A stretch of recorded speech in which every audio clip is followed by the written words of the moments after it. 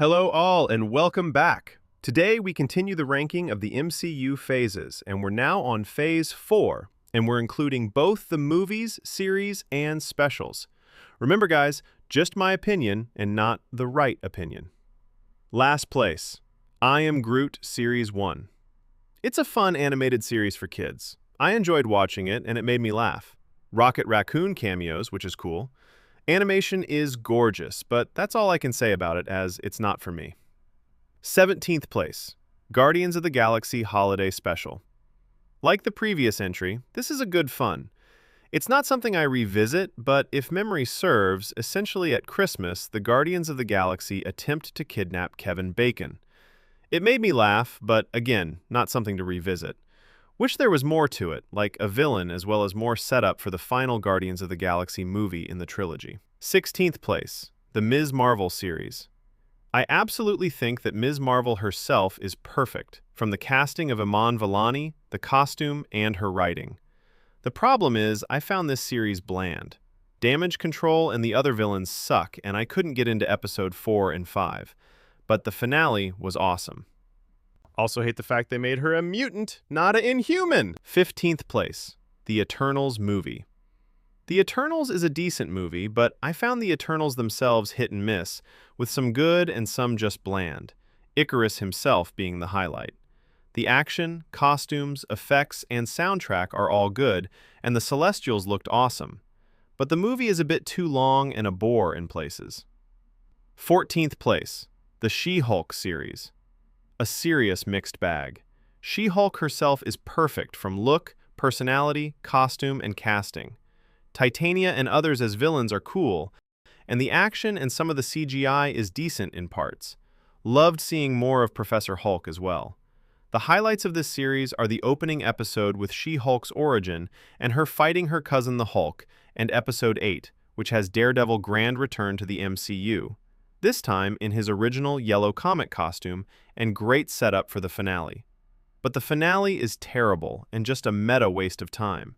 But the series is fun overall throughout though. 13th place, the Moon Knight series. Moon Knight himself, like She-Hulk and Ms. Marvel, perfect from the costumes, personality, action, and Oscar Isaac's casting. The villain is decent, who is an evil cult leader. It's a decent near good series throughout, but I think it just needed more street-level Moon Knight action. 12th place, Black Panther Wakanda Forever. This is a hot take being this low, I know, but hear me out. Shuri as Black Panther is decent, but we have to wait the entire movie for her to take the mantle, and she's no T'Challa. I think they should have recast T'Challa in hindsight, but still made Shuri a Black Panther. The highlight of this movie is easily Namor the Submariner. A truly brilliant Marvel villain, and I can't wait for his return. Action, costumes, effects, and music all on point. What makes this movie decent but not quite good for me personally is because it's a depressing watch. It feels like a funeral for Chadwick Boseman, the actor who played the T'Challa Black Panther, who sadly passed away, so I find it a tough watch. However, I believe they made the best movie they could have under the tragic circumstances. 11th place, Werewolf by Night Special. Another decent, nearly good entry. Werewolf by Night is good all round to the main hero, the werewolf, along with Man-Thing appearing. The action, costumes, special effects, and soundtrack are good. Only thing that holds it back is a forgettable villain. 10th place, WandaVision series. The first good entry on this list. And this strange series about Wanda and Vision is pretty damn good. We're introduced to their kids, the future Young Avengers Speed and Wiccan. We see the first hinted-at multiverse element with the Quicksilver actor from the X-Men Foxverse, which was awesome, until the twist he's just a guy named Ralph Boner. But everything else is great. Wanda truly becomes the Scarlet Witch. We get White Vision. The Monica Rambeau Captain Marvel is introduced. Agatha is a great villain. Action, costumes, special effects, and soundtrack are all great, and I loved the sitcom episode format. Finale was awesome too. 9th place, the Black Widow movie. A good movie that belonged in Phase 3.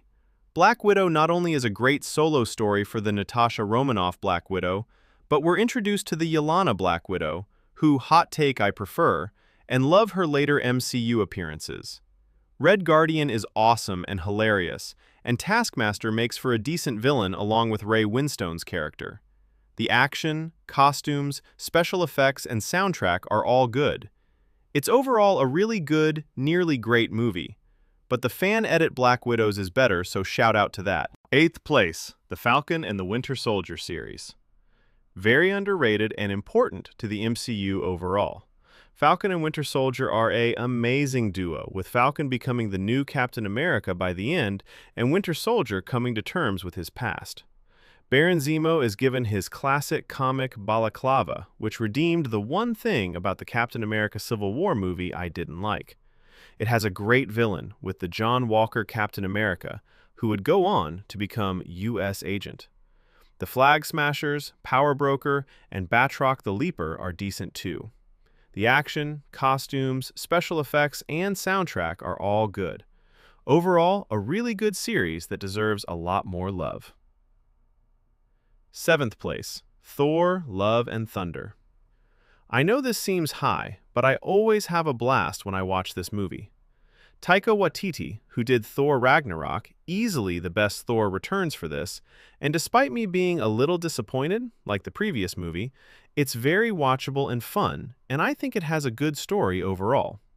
Thor and Lady Thor are awesome, and I loved where their stories went. Korg, Valkyrie, and the Guardians of the Galaxy are fun side characters. Gore the God Butcher is a great villain, but we should have seen more of him. The action, costumes, special effects, and soundtrack are all good as per usual, and I think this movie is underrated and great. It also helps it's based off my favorite Thor comic run, so I'm biased. 6th place, Loki Series 1. I love the multiverse, and I love how this series handles it. Loki is brilliant as ever, and the way it's set up, they don't undo his character development in the movies, and I think it was genius how they did it. Loki is awesome, with an awesome side cast like Lady Loki, as well as the other Loki variants, which I loved. The villain is revealed at the end to be a Kang the Conqueror variant, which was awesome in a shocking finale. The action, costumes, special effects, and soundtrack are all great, and it's overall a great series that deserved a second series, which it got. 5th place, Shang-Chi and the Ten Rings. Damn, I'm not a huge fan of the Shang-Chi character, but this movie made him awesome, as well as redeeming Iron Man 3's Mandarin twist by introducing the real Mandarin, who was awesome, as well as the hilarious return of Trevor, the fake Mandarin, and other good side villains. Everything else being the action, costumes, special effects, and soundtrack is all top tier for a near top tier movie. 4th place, Doctor Strange and the Multiverse of Madness. Sam Raimi's return to Marvel, and it was worth it in this Doctor Strange sequel. Doctor Strange is as awesome as always, joined by America Chavez. Scarlet Witch is a brilliant villain, and we get the Cabal consisting of Baron Mordo, who is Strange's nemesis, along with awesome cameos of heroes, Captain Carter, OG Professor X, Black Bolt, a Captain Marvel variant, and a Mr. Fantastic variant. The action, costumes, special effects, and soundtrack are as you'd expect. This movie is a step up from the previous Doctor Strange movie and is a blast to watch, with the multiverse elements being awesome. Only thing stopping it from being God tier is I wished we had a Raimi Spider-Man cameo and it was longer overall. 3rd place, What If Animated Series 1. A God tier series, and the only series of What If I think is truly worth watching.